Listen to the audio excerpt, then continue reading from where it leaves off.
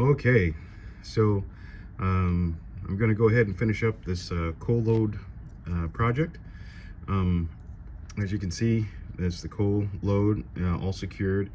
I see one little spot that I'm going to touch in paint if I can get to. I won't worry about it right away, but I will touch it in when I get a minute.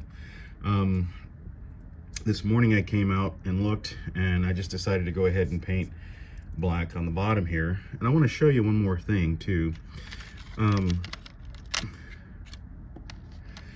going to do a video at some point talking about the weight of train cars in HO scale. In particular, the National Model Railroad Association has recommendations about how much these cars should weigh, and it's based on the length of the car, about how much it should weigh. Now, from the manufacturer, this was probably a kit that somebody built.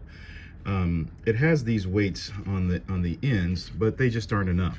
This car was very light, and so what I did is I put in a strip of these are automotive tire weights. Let me show you the box.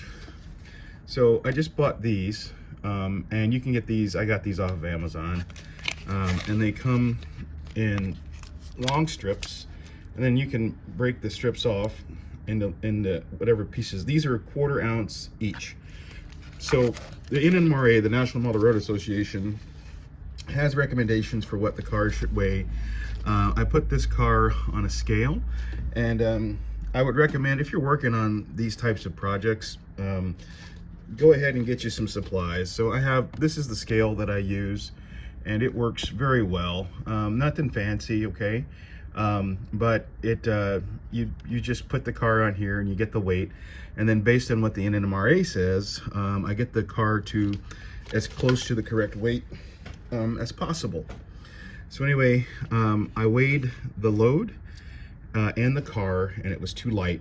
So I added 1, 2, 3, 4, there's 5 weights in here to get the weight correct. Now, the moment you've all been waiting for, drum roll please. Let's go ahead and get the load in the car. Let's see how this fits.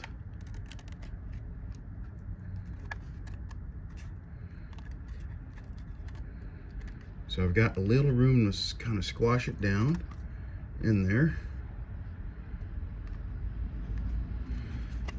And there you go.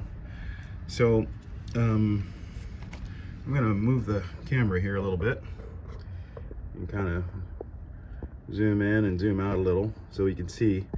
I think this came out very well. Each time there we go.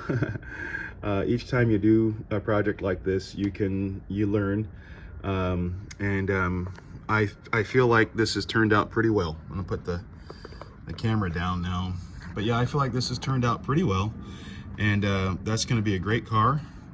Like, I mean, I'll put it in a train a little later on, but I think it turned out very well.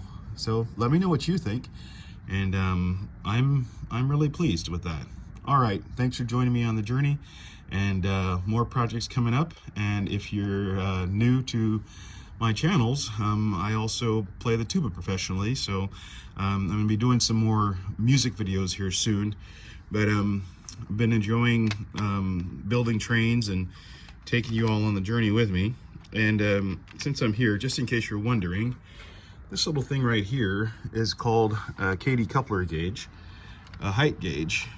And it's to check the height of your couplers.